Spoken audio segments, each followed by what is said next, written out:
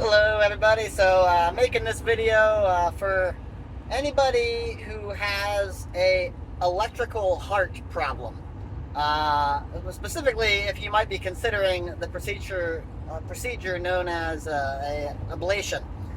So I had a ablation of my heart back in September, and that was to fix what for me was 14%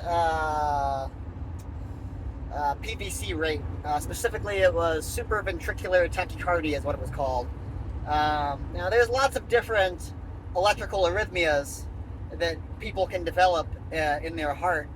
And I say electrical is different than like a valve issue, or high cholesterol causing buildup of plaque and XYZ, artery. That's not what I had, and that's not what this video is for. The video is specifically for anybody who has an electrical issue. And how do you know it's an electrical issue? Well, you've got to get two types of tests done. First, you've got to get a ultrasound of your heart, and all that is they just take a little scanner, the same one they would use to scan, and look at a woman's baby, but they do it on your heart. So they scan all the different things in your heart, and they measure the size of all the different cavities within inside the heart. They listen to it. There's actually a certain type of sound that different parts of the heart is supposed to make, and that's to rule out any mechanical problem with the heart. That is a valve problem, or a blocked artery, or some portion of the muscle is not working correctly. So once they've ruled that out, the other type of test that they do is a EKG, where they'll put up 12 sensors on your chest, and they measure the electrical signals that your heart is putting out, and that's the characteristic little line graph that you see when people are talking about hearts. So they do that test, and then if that test comes back irregular, and if you have an electrical problem, it probably will come back irregular. Then they will do you a Holter monitor, HOLTER, and that's a long-term heart monitor, anywhere between 2 days and 2 weeks, and it sticks to your chest, and it records constantly. So 24 hours around the clock, it's always just recording. And then usually there's some way, if you feel something weird happening, you push a button or you write the time down in a book. That way the analysts can take a look at the data and specifically look at those times when you notice something irregular. So different types of heart irregularities. Atrial fibrillation is one of them. Also ventricular fibrillation. That's where the heart beats really, really, really fast. Can make you feel lightheaded or dizzy.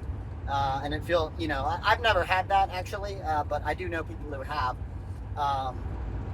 That's a nerve issue. Another common type of nerve issue is premature ventricular contractions or premature atrial contractions, which I had both of those. And that's considered to not be a problem as long as less than 10% of your heart is doing it, less than 10% of your heartbeats. But if it's more than 10%, recent studies have shown it can lead towards something called cardiomyopathy, something like that. Basically just a gradual weakening of the heart, which can then lead to bigger problems, ultimately cause you to die younger than you should. What causes these types of electrical arrhythmias? Well, a group of nerves in the heart is firing before it should, or it's firing not in rhythm with the other ones, and that's what throws off the rhythm. So, for example, my heart would do something where it beat twice and then would stop, and then it would beat 3 times and then would stop. Then it would do one big beat and then would stop, 2 little beats, that kind of thing.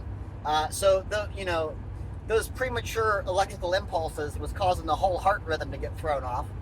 And I suffered from that for, it got worse, but it was pretty bad for about a year of my life.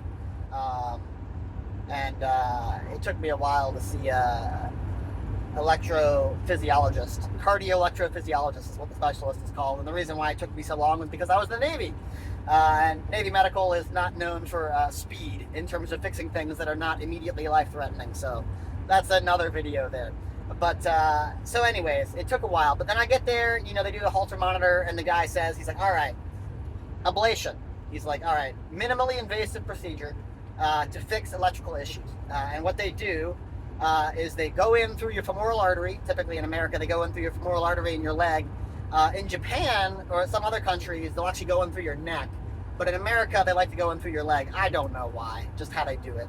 And you're actually awake for this procedure. You're drugged, so you don't really feel any pain besides when they're actually burning the heart. But it's not that bad. It's like somebody scratching at you, in your heart. Mine lasted about 2 hours. I was just watching on the big giant screen of all the different sensors. You could see the heart beating. You could see all of the electrodes. They were doing a continuous EKG during this procedure. You could watch the imaging, they have like a pressure imaging sensor to make sure that like the device he was using didn't like accidentally puncture the heart. How specifically is the procedure done? Well, they send in two things. The first is a series of electrodes that actually goes inside the heart to more accurately map the electrical signals.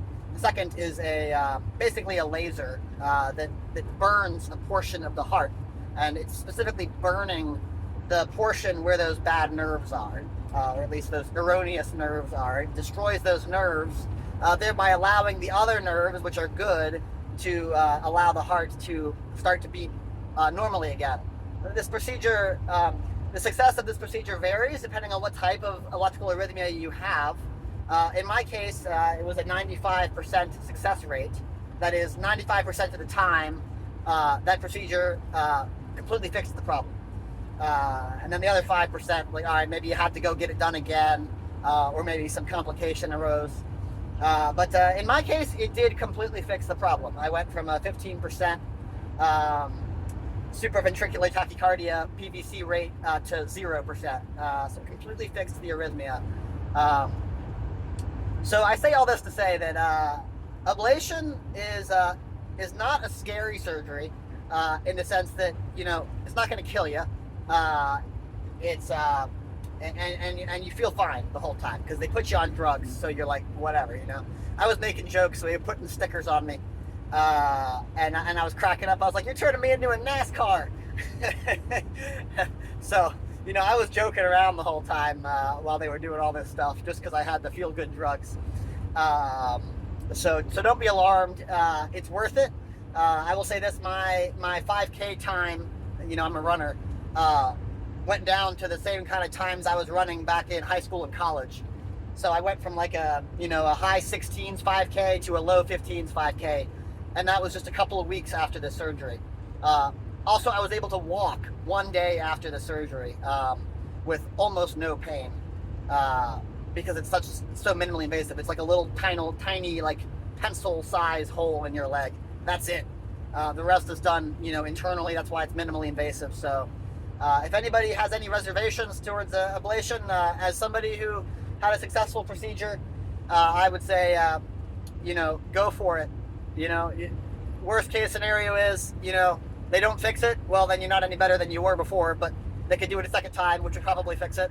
And best case scenario is they fix it completely, and you're able to run faster and live longer. So send it.